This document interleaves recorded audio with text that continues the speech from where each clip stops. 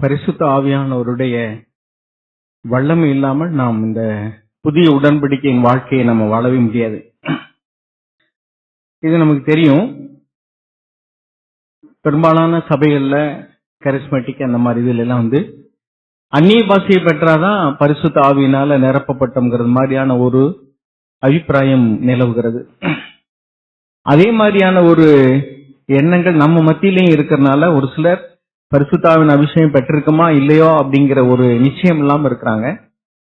நிச்சயம் இல்லைன்னு சொன்னா நம்ம பெறலைன்னு எடுத்துக்கிறதா நல்லது. ஆக பரிசுத்த ஆவியானவர் யார்? அதாவது தங்கம் வெளியேற பெற்றதுன்னா அதுக்கு நிறைய டூப்ளிகேட் இருக்கு. அதே மாதிரிக்கே பணம் அதற்கு ஒரு மதிப்பு இருக்குன்னு சொன்னா அதுக்கு நிறைய ஃபேக் கரன்சி கள்ள நோட்டுகள் இருக்கு. அதே மாதிரிதான் பரிசுத்த ஆவியானவர் அவ்வளவு ஒரு வெளியேற பெற்ற மதிப்பு மிக்கவர். அவர் என் வாழ்க்கையில என் இருதயத்துக்குள்ள வரலைன்னா அவருடைய வல்லமை இல்லாம நான் கண்டிப்பா ஒரு சாட்சியுள்ள வாழ்க்கை வாழ முடியாது. இந்த தேவையை உணர்ந்து கேட்க வேண்டிய விதமா நம்ம கேட்டோம்னா கண்டிப்பா தேவன் பரிசுத்த ஆவியினால நம்மளை நிரப்புவார். ஆக பரிசுத்த ஆவியை பெறாதவங்க ஏன் பரிசுத்த ஆவிய நான் இன்னும் பெறல அப்படிங்கறத நம்ம யோசிக்கணும். எப்படி பெற்றுக்கொள்ளணுங்கிறத யோசிக்கணும். கண்டிப்பா நம்ம பெற்றுக்கொள்ளணும். இப்ப சில பரிசுத்த ஆவியானவர் குறித்ததான ஒரு சில கேள்விகள் எல்லாருக்கும் அது தேவைப்படாது, ஒரு சிலருக்கு தேவைப்படலாம். அதனால நான் அந்த விளக்கத்தை கொடுத்து அதுக்கு பின்பாக பரிசுத்த ஆவியானவர் குறித்து கேட்டு பெறது குறித்தான காரியங்களை நான் உங்களுக்கு சொல்ல விரும்புறேன். முதலாவதாக பரிசுத்த ஆவியானவர் யார்? மத்திய 28:19 நம்ம வாசிக்கிறோம். பிதா குமாரன் பரிசுத்த ஆவியின் நாமத்தினால ஆண்டவராய் இயேசு ஞானஸ்நானம் கொடுக்க சொன்னார்.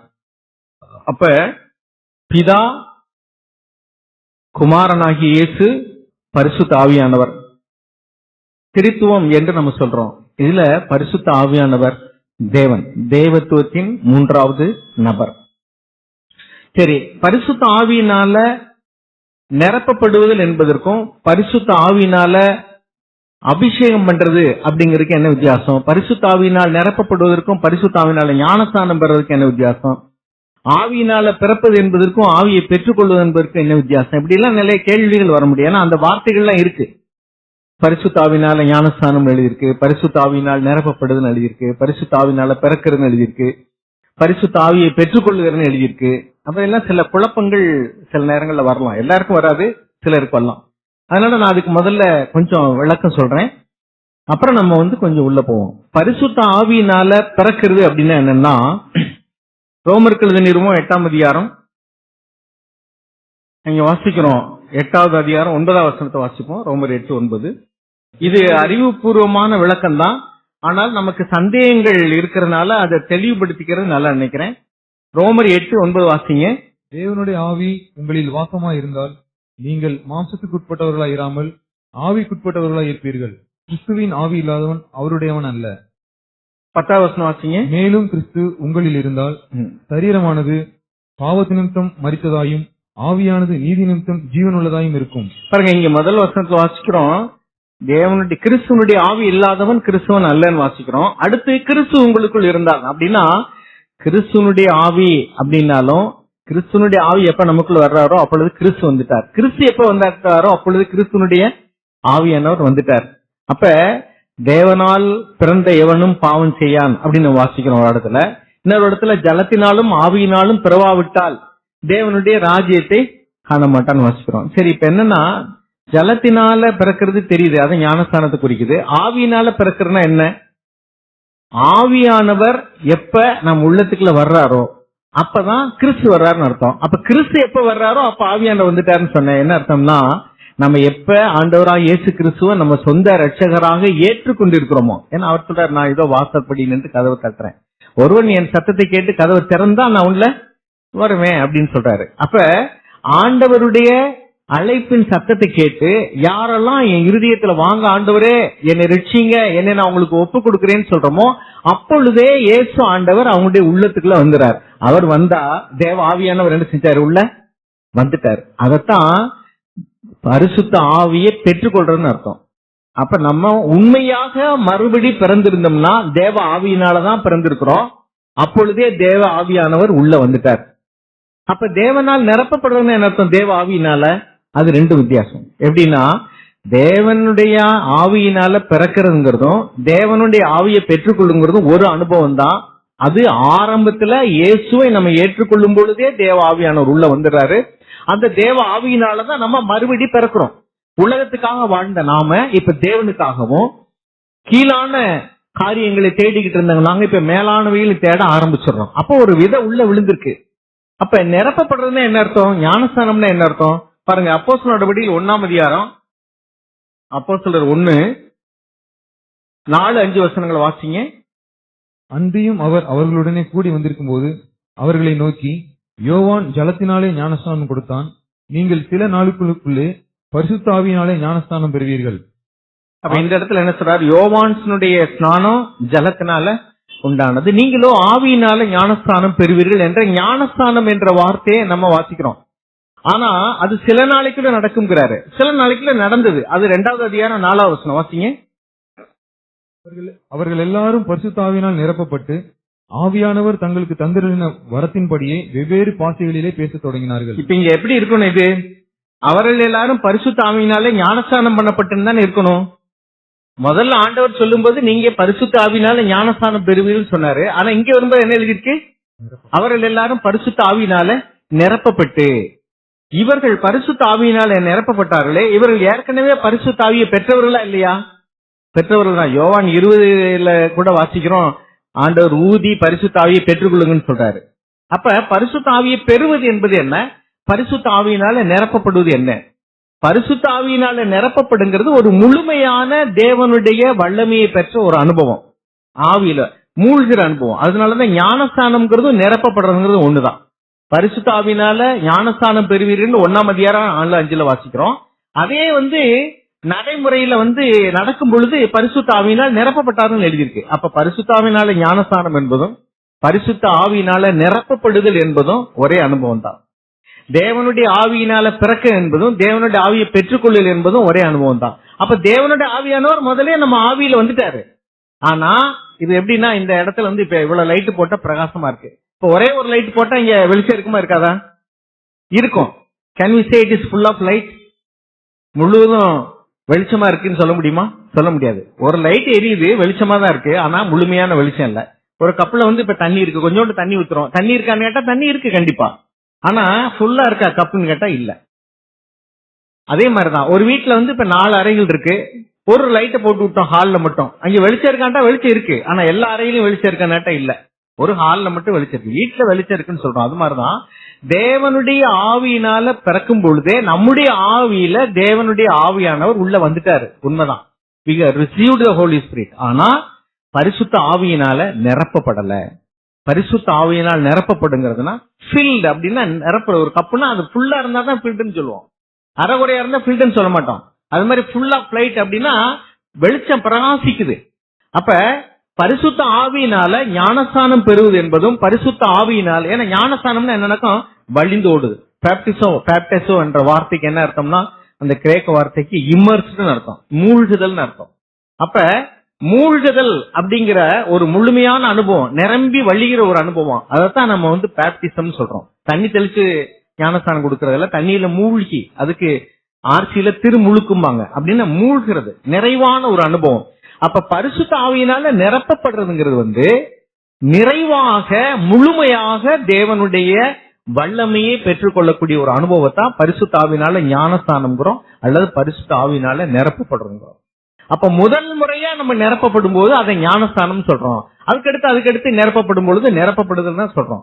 பாருங்க, உதாரணத்துக்கு இப்ப 2வது அதிகாரத்துல பரிசுத்த ஆவியினால அவர்கள் எல்லாரும் நிரப்பப்பட்டார்கள் அப்படின்னு வாசிக்கிறோம். 4வது அதிகாரம் 8ஆம் வசனத்துல பாருங்க, அதுல பேதுரு தான் இருக்கிறாரு. ஆனா 4ஆம் அதிகாரம் 8ஆம் வசனத்துல வாசிங்க.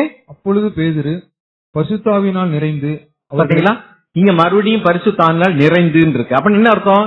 இடையில கொஞ்சம் குறைஞ்சிருக்கு, அதனாலதானே நிரப்புறோம். ஒரு பாத்திரத்துல தண்ணி இருக்கு, நிறைய நிரப்பியாச்சு, அப்ப மறுபடியும் நிரப்புறோம்னா என்ன அர்த்தம்? என்ன பேச மாட்டேங்கிறீங்க? அது கொஞ்சம் குறைஞ்சிருக்கு. நம்முடைய சம்பாஷணைகள்ல அல்லது நம்முடைய நடவடிக்கைகள்ல தேவ ஆவியானவருடைய வல்லமையை நம்ம கொஞ்சம் இழந்திருக்கிறோம். ஏதோ சம் லீக்கேஜ். காத்துல டயர்ல ஃபுல்லா காத்து அடிச்சிட்டோம், அப்புறம் ஒரு வாரம் கழிச்சு பாத்தீங்கன்னா முள்ளு குத்தல, பஞ்சர் ஆகல, ஆனா காத்து இறங்கிருக்கா இல்லையா? இறங்கிருக்கு. அப்ப மறுபடியும் என்ன செய்யறோம்? காத்தடிக்கிறோம். அப்ப மறுபடியும் ஃபில் பண்றோம். ஏன்னா அது நம்மள அறியாமலே நம்முடைய அஜாக்கிரதையினால, நம்முடைய நடத்தையில் உள்ள குறைபாடுகள்னால கொஞ்சம் கொஞ்சமா அந்த வலிமை குன்று போயிடுது. அப்ப திருப்பியும் we need to be refilled. நம்ம வந்து அப்போஸ்தலர் நடவடிக்கையில நம்ம வந்து 7ஆம் அதிகாரத்துல கூட வாசிக்கிறோம். சேவானை குறித்து அவன் பரிசுத்த ஆவியினால் நிறைந்து அப்படின்னு வாசிக்கிறோம். 55ஆம் வசனம் வாசிங்க. அவன் அவன் பரிசுத்த ஆவியினால் நிறைந்தவனாய் But being full of the Holy Spirit. அதுதான் full of the Holy Spirit. பரிசுத்த ஆவியினால. அப்படின்னா என்ன? பரிசுத்த ஃபுல்லான என்ன அர்த்தம்? வல்லமையினால நிறைந்து. சரி, இப்ப அபிஷேகம்ங்கிற வார்த்தை என்ன? அபிஷேகம்ங்கிற வார்த்தைய நம்ம எப்படி பார்க்கணும்? அபிஷேகம் என்பது பழைய ஏற்பாட்டின் காலத்துல யார் யாரு அபிஷேகித்தாங்க, எப்படி அபிஷேகித்தாங்க? ராஜாக்களை அபிஷேகித்தாங்க. சவுல் ராஜாவை, தாவீது ராஜாவை சாமுவேல் தீர்க்கதரிசி போய் அந்த அபிஷேக தைலத்தை ஊத்தி அவங்கள ராஜா அப்படிங்கிற வேலையை செய்யறதுக்கு அபிஷேகித்தார். எலியா தீர்க்கதரிசி, எலிசா தீர்க்கதரிசி அபிஷேகித்தார். அதே மாதிரிக்கு ஆரோனை மோசே அபிஷேகித்தார் ஆசாரிய ஊழியத்திற்கு. அப்ப ஆசாரிய ஊழியத்திற்கு, ராஜாக்களுடைய ஊழியத்திற்கு, தீர்க்கதரிசன ஊழியத்திற்கு அவர்களை அபிஷேகித்தார்கள். அந்த அபிஷேகம் என்னன்னாக்கும் எண்ணெயினால அவர்களை தடவி அவங்களுக்கு ஜெபம் பண்ணி அவங்களை அபிஷேகித்தார்கள். அது பழைய ஏற்பாட்டின் காலத்துல வெளிப்படையான இந்த காரியத்துக்கு அனாயிண்டிங் அப்படின்னு எழுதியிருக்கு. புதிய ஏற்பாட்டுல எப்படி எழுதியிருக்குனாக்கா எண்ணெய்க்கு பதிலாக பரிசுத்த ஆவியினால அபிஷேகித்தார். அப்போஸ்தலர் நடவடிக்கைகள் 10ஆம் அதிகாரத்துல 38ஆம் வசனம் வாசிங்க. அப்போஸ்தலர் 10:38. நசரேனாய இயேசுவை தேவன் பரிசுத்த ஆவியினாலும் வல்லமையினாலும் அபிஷேகம் பண்ணினார். தேவன் அவருடனே கூட இருந்தபடினால் அவர் நன்மை செய்கிறாராயும் பிசாசின் வல்லமையில் அகப்பட்ட யாவரையும் குணமாக்குகிறாராயும் சுத்தி சென்றார். அதே மாதிரி நம்ம எபிரேயர்களுக்கு நிறுவனம் 1ஆம் அதிகாரம் 9ஆம் வசனம் வாசிங்க. எபிரேயர் 1:9. நீர் நீதியை விரும்பி அக்கிரமத்தை வெறுத்திருக்கிறீர். ஆதலால் தேவனே உம்முடைய தேவன் உமது தோழரை பார்க்கிலும் உம்மை ஆனந்த தைலத்தினால் அபிஷேகம் பண்ணி. அந்த ஆனந்த தைலம்ங்கிறது வெளிப்படையான ஆயில் கிடையாது, அதுதான் பரிசுத்த ஆவியானவர். நீர் நீதியை விரும்பினீர், அக்கிரமத்தை வெறுத்து விட்டீர். உம்முடைய நோக்கம் ரொம்ப நல்லா இருந்துச்சு. அதனால தேவன் என்ன செய்தார்? உன்னை ஆனந்த தைலத்தினால உண்மை தோழரை காட்டிலும் உண்மை அபிஷேகித்தார். விசேஷமான ஒரு அபிஷேகத்தை கொடுத்தார். இதைத்தான் இங்கே நம்ம வாசிக்கிறோம். தேவன் தன்னுடைய குமாரனாகிய இயேசுவை பரிசுத்த ஆவியினாலும் வல்லமையினாலும் அபிஷேகித்தார். அவர் நன்மை செய்கிறவராக சுற்றித் திரிந்தார். பிசாசின் பிடியில் அகப்பட்ட யாவரையும் விடுதலை ஆக்கிறவராகவும் சுற்றித் திரிந்தார். அப்ப விசேஷித்த ஒரு காரியத்தை செய்வதற்கு it is a special power given by Holy Spirit. அப்ப அதே மாதிரி நம்ம வந்து 1 யோவான் 2ஆம் அதிகாரத்துல 20-27 இந்த 2 வசனங்களை வாசிக்கிறோம். 1 யோவான் 2:20-27 வசனங்களை வாசிங்க. 1 யோவான் 2ஆம் அதிகாரம். நீங்கள் பரிசுத்தராலே அபிஷேகம் பெற்று சகலத்தையும் அறிந்திருக்கிறீர்கள். சத்தியத்தை நீங்கள் அறியாததினால் அல்ல, நீங்கள் சத்தியத்தை அறிந்திருக்கிறதுனாலும் சத்தியத்தினால் ஒரு பொய்யும் உண்டாயிருக்கா இராது என்பதை நீங்கள் அறிந்திருக்கிறதுனால. இங்க என்ன வாசிக்கிறோம்? You have an anointing from the Holy One and you all know. பரிசுத்த ஆவியினால ஒரு விசேஷித்த அபிஷேகத்தை பெற்றதுனால நீங்க எல்லாவற்றையும் நீங்க அறிந்திருக்கிறீங்க. இந்த வேதத்தை பரிசுத்த ஆவியானவர் கொண்டு தேவன் எழுதி வச்சிருக்கிறார். பரிசுத்த ஆவி இல்லாம இதை நம்ம படிக்க முடியாது, அதை விளங்கிக்கிற முடியாது. எழுத்துப்பூர்வமா படிக்கலாம், இலக்கியத்தை படிக்கிற போல படிக்கலாம், கதையை படிக்கிற போல படிக்கலாம். ஆனா அதனுடைய மறைப்பொருள்களை தேவன் ஆவியானவர் மூலமா வெளிப்படுத்தினாதான் ஒரு விசேஷத்தை வெளிப்பாட்டோடு கூட நாம் அதை வாசிக்க முடியும். இந்த காலத்துக்கு அல்லது எனக்கு என் சூழ்நிலைக்கு இந்த வசனம் எப்படி பொருந்தும்ங்கிறத தேவ ஆவியானவர் தான் பொருத்தி காட்டுவார். சபையில வார்த்தை கேட்கிறோம், அது யாருக்கோ பழைய ஏற்பாட்டின் காலத்துல வாழ்ந்த ஒரு மனுஷனுக்கா இருக்கலாம். ஆனா இன்றைக்கு வாழக்கூடிய எனக்கு அது எப்படி பொருந்தும்னு ஆவியானவர் தான் காட்டுவார். அதை கதை கேட்கறது போல கேட்டீங்கன்னா ஆவியானவர் இல்லைன்னு சொன்னா அது கதையாத்தான் இருக்கும். இப்ப நம்ம வந்து இப்ப டிஸ்க் அல்லது வந்து என்னது அந்த மைக்ரோ சிப்பு, அப்புறம் வந்து பென் டிரைவ் இப்படி எல்லாம் யூஸ் பண்றோமே, அதை பத்தி தெரியாதவங்களுக்கு அது என்ன தெரியும்? சும்மா அதை பார்த்தோம்னா அது ஒண்ணுமே வாசிக்க முடியாது. இந்த புத்தகத்தை எடுத்தா நம்ம வாசிக்க முடியும், வாசிக்க தெரிஞ்சவங்க. ஆனா பென் டிரைவையோ அல்லது சிடியோ விசிடியோ பார்த்தோம்னா ஒண்ணுமே தெரியாது. அது சின்ன பிள்ளைகளுக்கு கொடுத்தா விளையாண்டுட்டு இருக்கும், பிளாஸ்டிக் தட்டுன்னு சொல்லிட்டு. அதை படிக்க தெரியாதவங்க கொடுத்தா என்னமோ ஒரு பிளாஸ்டிக் ஜாமான் நினைச்சு குப்பையில் போட்டுருவாங்க. அதை படிக்க தெரிஞ்சவங்கிட்ட கொடுத்தா கூட ஒண்ணும் வாசிக்க முடியாது. அது எங்கதான் வாசிக்க முடியும்? அதை ஒரு கம்ப்யூட்டர்ல அல்லது போட்டாதான் அல்லது டிவிடி பிளேயர்ல போட்டாதான் அது அங்க படமா தெரியுது. ஓ இவ்வளவு இதுக்குள்ள இருக்கா அப்படின்னு நமக்கு அப்புறம் தான் தெரியும். அதை வாசிக்கிறதுக்கு ஒரு விசேஷத்தை கருவி வேண்டி இருக்கு. அதே மாதிரிதான் இந்த வேதம் எல்லாம் பரிசுத்த ஆவியானவரால் எழுதப்பட்டிருக்கு. அதனுடைய மகத்துவ விளங்கிக் கொள்ளணும்னா பரிசுத்த ஆவியானவர் தான் நமக்கு அதை வெளிப்படுத்த முடியும். அதனால எழுத்துப்பூர்வமாக ஆராய்ச்சி பண்ணுகிறவர்கள் சரியான விளக்கத்தை பெற முடியாது. அது நம்ம கண்ணுனால வந்து பென்டிரைவ பாக்குற மாதிரி தான். அதனால தேவனே தம்முடைய மகத்துவங்களை அபிஷேகிக்கப்பட்ட தம்முடைய மனிதர்களுக்கு அவர் வெளிப்படுத்துகிறார். அதனாலதான் அவரால் பெற்ற அபிஷேகம் உங்களுக்கு சகலத்தையும் குறித்து உங்களுக்கு போதிக்கும் அப்படின்னு சொன்னார். சரி, இப்ப பரிசுத்த ஆவியானவர் குறித்து சில காரியங்களை நான் சொல்லியிருக்கேன், நீங்க விளங்கியிருப்பேன்னு நினைக்கிறேன். தேவ ஆவியை பெறுவது, ரிசீவிங் த ஹோலி ஸ்பிரிட், தேவ ஆவியினால பிறப்பது, born of the Holy Spirit, ரெண்டுமே ஒண்ணுதான். சரிதானா? இல்ல ஏதாவது சந்தேகம் இருக்கா? இல்ல. அப்புறம் baptism of the Holy Spirit and filled by the Holy Spirit, அதாவது முதல் முறையாக நிரப்பப்படுறது, அதைத்தான் நம்ம ஞானஸ்தானம் சொல்றோம்.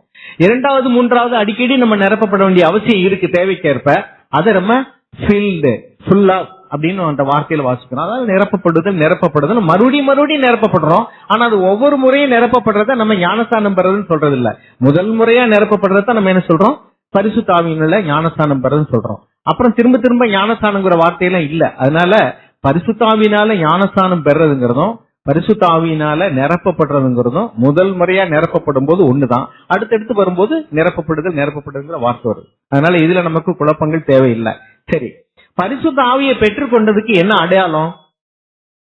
ஒரு சிலர் அந்நிய பாஷை பெற்றாதான் அபிஷேகம் பெற்றதுக்கு அடையாளம்ங்கிறாங்க. பைபிள்ல ஒரு வசனம் தெளிவா ஆண்டவர் சொன்னார், அந்தந்த மரம் அதனதன் கனியினால் அறியப்படும். அப்ப பரிசுத்த ஆவியினுடைய கனியும் இருக்கு, பரிசுத்த ஆவியினுடைய வரமும் இருக்கு. பரிசுத்த ஆவியினுடைய வரத்தை குறித்து ரோமர் 12ஆம் அதிகாரத்தை வாசிக்கிறோம், 1 கொரிந்தியர் 12ஆம் அதிகாரத்துல வாசிக்கிறோம். அதெல்லாம் வரங்கள், அங்கே 9 வரங்கள் சொல்லப்பட்டிருக்கு. பரிசுத்த ஆவியினுடைய கனியை குறித்து கலாத்தியர் 5ஆம் அதிகாரம் 22ஆம் வசனம் வாசிக்கிறோம், அங்கே 9 கனிகள் சொல்லப்பட்டிருக்கு. அந்தந்த மரம் அதனதன் கனியினால் அறியப்படும்னா பரிசுத்த ஆவியை பெற்றதையும், உண்மையான பரிசுத்த ஆவியை நான் பேசுறேன், உண்மையான பரிசுத்த ஆவி நீங்க பெற்றிருக்கலாம் இல்லைங்கிறத வரத்தினால அறியக்கூடாது, கனியினாலதான் அறியணும். வரத்தினால அறியும் பொழுது நாம தப்பான முடிவுக்கு வந்துவிட முடியும். ஏன்னா ஹிஸ்டரி, அதாவது இந்த அப்போஸ்தல நடவடிக்கைங்கிறது ஒரு சரித்திர புஸ்தகமா இருக்கு. நடந்தது என்ன? அப்போஸ்தல நடவடிக்கைகள், ஆக்ட்ஸ் ஆஃப் தி அப்போஸ்தலர்ஸ். அப்படின்னா அப்போஸ்தலர்கள் என்ன செய்தார்கள் என்பதை எழுதியிருக்கிற ஒரு சரித்திர புஸ்தகம் அது. அப்ப என்ன நடந்ததோ அதை ஆவியானவர் எழுதி வச்சிருக்கிறாரு. இப்ப அப்போஸ்தல நடவடிக்கையிலே பரிசுத்த ஆவியானுடைய அபிஷேகத்தை பெற்றவர்கள் அல்லது பரிசுத்த ஆவியானுடைய நிறைவை பெற்றவர்கள் எப்படி பெற்றாலும் நீங்க வாசிச்சு பாத்தீங்கன்னா, பரிசுத்த ஆவியானுடைய அந்த நிறைவை பெறும் பொழுதெல்லாம் ஒவ்வொரு விதமான ஒரு அனுபவத்தை தான் நம்ம பாக்குறோம். பாருங்க, 2வது அதிகாரத்துல பார்க்கும்போது அக்கினி நாக்கு மூலமாக தேவ ஆவியானவர் இறங்கினார்னு வாசிக்கிறோம். அப்புறம் பலத்த காற்றடிக்கிற சத்தம் உண்டாகி அந்த அறையெல்லாம் நிரப்பிட்டுன்னு வாசிக்கிறோம் 2வது அதிகாரத்துல. நீங்க படிச்சு பாருங்க. ஆனா அந்த 1ல இருந்து அப்போஸ்தலர் அப்படி இல்லை. ஆனா பலத்த காற்றடிக்கிற முழக்கம் போன்ற சத்தமோ அல்லது அக்கினி நாக்கு வழியாக ஒன்ற தோற்றமோ அதுக்கு பின்னாடி உள்ள எங்கேயுமே இல்ல. அந்நிய பாசை இருந்தது சில இடங்கள்ல. அதே மாதிரி ஆண்டவராகிய இயேசு கிறிஸ்து ஞானஸ்தானம் பெற்று கரையேறின உடனே வடிவமாக பரிசுத்த ஆவியானவர் அவர் மேல் இறங்கினார்னு மத்திய எழுதின சுவிசேஷத்துல 4ஆம் அதிகாரத்துல நம்ம வாசிக்கிறோம். அது மாதிரி பிராவ வடிவத்துல இறங்கினதா வேற எங்கேயும் நம்ம வாசிக்கல இல்லையா? அதே மாதிரிக்க நாம பரிசுத்த ஆவியாவை பெறும் பொழுது அந்நிய பாஷையை பேசுறதும் சில இடத்துல வாசிக்கிறோம். அது இப்ப உதாரணத்துக்கு அப்போஸ்தலர் நடவடிக்கைகள் 19ஆம் அதிகாரத்துல யோவான் ஸ்நானகனால ஞானஸ்தானம் பெற்ற அவர்களிடத்துல அப்போஸ்தலனாகிய பவுல் போகும் பொழுது, நீங்க ஞானஸ்தானம் பெற்ற பொழுது விசுவாசிகள் ஆன போது பரிசுத்த ஆவியிலே பெற்றீங்களான்னு கேட்டாரு. நான் சொன்ன வார்த்தையோடு ஒப்பிட்டு பார்த்தீங்கன்னா, பரிசுத்த ஆவியினால பிறந்த பின்னாடிதான், மறுபடி பிறந்த பின்னாடிதான் நம்ம ஞானஸ்தானம் பெறோம். அப்ப நீங்க ஞானஸ்தானம் பெறும்போது உங்களுக்கு ஆவியானவர் வந்திருக்கணுமேனு கேட்கிறாரு அவரு. உண்மைதான், ஆவியானவர் வந்திருக்கிறாரு நமக்குள்ள, இல்லைன்னு சொல்லக்கூடாது. பரிசுத்த ஆவியினாலதான் நம்ம பிறந்திருக்கிறோம். மறுபடி பிறந்தோம்னா, ஒரு முறை பிறந்தது மாம்சத்தினால பிறந்தோம். மறுபிறப்பு அப்படிங்கறது ஆவியினால பிறந்திருக்கிறோம். அதைத்தான் நம்ம மறுபிறப்புங்கிறோம். உண்மையிலேயே மறுபிறப்பு அடைஞ்சவங்க நம்ம ஞானஸ்தானம் பெறும்போது, ஞானஸ்தானம் பெறதுக்கு முன்னாடியே மறுபடியும் ஆவியினால பிறந்துதான் நம்ம வெளியரங்கமான அடையாளமாக பாவ மன்னிப்புக்கென்று ஞானஸ்தானம் பெறோம். ஓகே, இப்ப 19ஆம் அதிகாரத்துல பாருங்க, அப்போஸ்தலனாகிய பவுல் இங்க போன உடனே அங்க உள்ள கிறிஸ்துவர்கிட்ட கேட்கிறாரு, நீங்கள் விசுவாசிகள் ஆன போது, எபேசு பட்டணத்துல 2வது வாசிங்க, 2வது வசனம், நீங்கள் விசுவாசிகளான போது பரிசுத்த ஆவியை பெற்றீர்களா என்று கேட்டான். அதற்கு அவர்கள், பரிசுத்த ஆவி உண்டென்பதை நாங்கள் கேள்விப்படவே இல்லை என்றார்கள். அப்பொழுது அவன், அப்படியானால் நீங்கள் என்ன ஞானஸ்தானம் பெற்றீர்கள் என்றான். அதற்கு அவர்கள், யோவான் கொடுத்த ஞானஸ்தானம் பெற்றோம் என்றார்கள். அப்பொழுது பவுல், யோவான் தனக்கு பின் வருகிறவராகிய கிறிஸ்து இயேசுவில் விசுவாசிகளா இருக்க வேண்டும் என்று ஜனங்களுக்கு சொல்லி மனந்திரும்புதல் கேட்ட ஞானஸ்தானை கொடுத்தானே என்றான். அதை கேட்டபோது அவர்கள் கர்த்தராகிய இயேசுவின் நாமத்தினாலே ஞானஸ்தானம் பெற்றார்கள். அல்லாமலும் பவுல் அவர்கள் மேல் கைகளை வைத்த போது பரிசுத்த ஆவி அவர்கள் மேல் வந்தார். அப்பொழுது அவர்கள் அந்நிய பாஷைகளை பேசி தீர்க்க தரிசனம் சொன்னார்கள். போதும். யோவான் ஞானஸ்தானம் கொடுக்கும்போது அவர் ஆண்டவராய் இயேசு கிறிஸ்து வெளிப்படவில்லை, மகிமைப்படவில்லை. அதனால இயேசுனுடைய நாமத்தை அவர் உச்சரிக்கல. இயேசுனுடைய வருகைக்கு ஆயத்தம் பண்றதுதான் அவருடைய வேலை. அதனால அவர் ஜனங்களை மனம் திரும்பும்படி நடத்தி இயேசுவின் மேல விசுவாசம் வைக்கும்படிக்கு தனக்கு பின்னாடி ஒருத்தர் வருகிறார், அவருடைய பாதரட்சிகளின் வாரையும் அவளுக்கு நான் பாத்திரன் அல்ல என்று சொல்லி இயேசுவின் மேல விசுவாசம் கொள்ளும்படி மனம் திரும்புவதற்கு ஏற்ற ஞானஸ்தானம் கொடுத்தார். அது பாவ மன்னிப்புக்கு என்ற ஞானஸ்தானம் கிடையாது. இயேசுவின் நாமத்தினால ஞானஸ்தானம் பெறும்போதுதான் நம்ம பாவங்கள் மன்னிக்கப்படுகிறது. ஏன்னா இயேசு அதுக்குள்ள விலைக்கிரயத்தை அவர் செலுத்தினார். ஆண்டவராய் இயேசு பிதா குமாரன் பரிசுத்தாவின் பெயரால ஞானஸ்தானம் கொடுக்குன்னு சொன்னார். குமாரன் யாருன்னு அவர் சொல்லல, பிதா குமாரன் பரிசுத்தாவின்னு சொல்லிட்டாரு. அப்ப அந்த குமாரன் யாருங்கிறத பேதுரு சொல்றாருங்க. இயேசுவின் பெயரால ஞானஸ்தானம் பெறுங்க. ஏன்னா யோவான் கொடுக்கிற ஞானஸ்தானம் ஒன்று இருக்கு, அதை வேறுபடுத்தி காண்பிக்கிறதுக்காக இயேசுவின் நாமத்தினால ஞானஸ்தானம் கொடுங்கன்னு சொன்னார். சரி, இப்படி ஞானஸ்தானம் பெற்ற பொழுதும் உடனே அவங்க அபிஷேகத்தை பெற்றுட்டாங்களா? இல்ல. ஒரு சிலர் என்ன சொல்றாங்கன்னா, ஒரு சில சபையில நீங்க ஞானஸ்தானம் பெறும்போதே பரிசுத்த ஆவியானவர் அபிஷேகத்தை பெற்றுக்கிறீங்க அப்படின்னு. நோ, ஞானஸ்தானம் பெறதுக்கு முன்னாடி மறுபடி பிறக்கும் பொழுதே தேவ ஆவியானவர் உள்ள வந்துட்டாரு. ஆவினாலதான் பிறக்கிறோம், ஆனா தேவ ஆவியினால நிரப்பப்படல. இப்ப பாருங்க, ஞானஸ்தானம் பெற்ற பின்னாடி அவர் கையில வச்சு ஜெபம் பண்றாரு. அப்பதான் அவங்களுக்கு என்ன செய்யுது? பரிசுத்த ஆவியானவர்னால நிரப்பப்பட்டார்கள். நிரப்பப்படும் பொழுது அந்நிய பாஷை பேசினார்கள். சத்தமும் கிடையாது, அக்கினி நாக்கும் கிடையாது. ஆக நம்ம வேறுபடுத்தி பார்க்கணும். அதே மாதிரி அப்போஸ்தலர் நடவடிக்கைகள்ல 8ஆம் அதிகாரத்துல ஒரு சம்பவத்தை நம்ம பார்க்கிறோம். அங்கேயும் போய் பாத்தீங்கன்னாக்கும் பிலிப்பு ஊழியம் செய்யற இடத்துல 8வது அதிகாரத்துல 16 வசனம் வாசிங்க. 15ல இருந்து 16. இவர்கள் வந்த பொழுது அவர்களில் ஒருவனும் பரிசுத்த ஆவியை பெறாமல் கர்த்தராகிய இயேசுவின் நாமத்தினாலே ஞானஸ்தானத்தை மாத்திரம் பெற்றிருந்தவர்களாக கண்டு அவர்கள் பரிசுத்த ஆவியை பெற்றுக் கொள்ளும்படி அவர்களுக்காக ஜெபம் பண்ணி அவர்கள் மேல் கைகளை வைத்தார்கள். அப்பொழுது அவர்கள் இப்ப பாருங்க, இங்க இயேசுவின் நாமத்தினாலதான் ஞானஸ்தானம் பெற்றிருக்கிறாங்க, ஆனாலும் பரிசுத்த ஆவியானவர் அருளப்படல. அதுக்கு பின்னாடி அவங்க கைகள் வச்சு ஜெபம் பண்றாங்க, அவர்கள் பரிசுத்த ஆவியினால நிரப்பப்பட்டார்கள். அப்ப இந்த இடத்துல நம்ம கவனிக்க வேண்டிய என்னன்னா, அவர்கள் பரிசுத்த ஆவியினால நிரப்பப்பட்டத எல்லாரும் பாக்குறாங்க, ஆனா அந்நிய பாஷை இங்க பேசினதாக எழுதப்படல இல்லையா?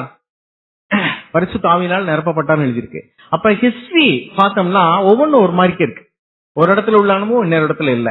ஞானஸ்தானம் பெறும்போதே பெற்று கரையேறின பொழுதே இயேசு ஆண்டவர் மேல பிராவை போல ஆவியானவர் இறங்கினார்.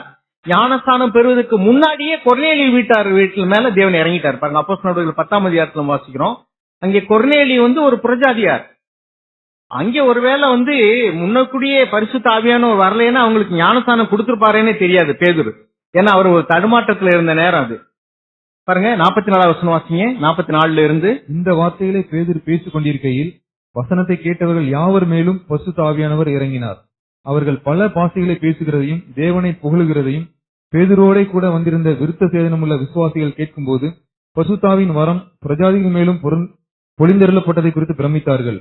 அப்பொழுது பேதுரு, நம்மை போல பரிசுத்தாவியை பெற்ற இவர்களும் ஞானஸ்தானம் பெறாதபடிக்கு எவனாகிலும் தண்ணீரை விளக்கலாமா என்று சொல்லி கர்த்தருடைய நாமத்தினாலே அவர்களுக்கு ஞானஸ்தானம் கொடுக்கும்படி கட்டளையிட்டான். போதும். அப்ப இங்க என்ன வாசிக்கிறோம்னா, ஞானஸ்தானம் பெறுவதற்கு முன்னாடியே பரிசுத்த ஆவியினால் நிரப்பப்பட்டாங்க, அதுக்கு பின்னாடிதான் ஞானஸ்தானம் பெறாங்க. அப்ப அவங்களுடைய உள்ளத்துல ஏற்கனவே ஆவியானவர் வந்துட்டாரு, ஆனா அவங்க ஞானஸ்தானம் பின்னாடிதான் பெறாங்க. அப்ப ஞானஸ்தானம், தண்ணீர்ல ஞானஸ்தானம் எடுக்கிற அனுபவமும் பரிசுத்த ஆவியினால நிரப்பப்படக்கூடிய அனுபவம் ஒரே நேரத்துல நடக்கிறது கிடையாது. முன்னாடியும் நடக்கலாம், பின்னாடியும் நடக்கலாம், அல்லது நம்ம ஞானஸ்தானம் பெறும்போதும் கூட நடக்கலாம். ஆனா ஒரு சிலர் ஞானஸ்தானம் பெறும்போதே நீங்க பரிசுத்த ஆவியினால் நிரப்பப்பட்டீங்கிறது சரி கிடையாது. ஏன்னா அப்போஸ்தலனாகிய பேதுருவே அவர்களுக்கு அப்போஸ்தலர் நடவடிக்கைகள் 2ஆம் அதிகாரத்துல என்ன சொல்றாருன்னா, நீங்க மனம் திரும்பி பாவ மன்னிப்புக்கென்று இயேசு நாமத்தினால ஞானஸ்தானம் பெறுங்கள், அப்பொழுது பரிசுத்த ஆவியினுடைய வரத்தை பெறுவீர்கள் தான் சொல்றாரு அவர் இல்லையா?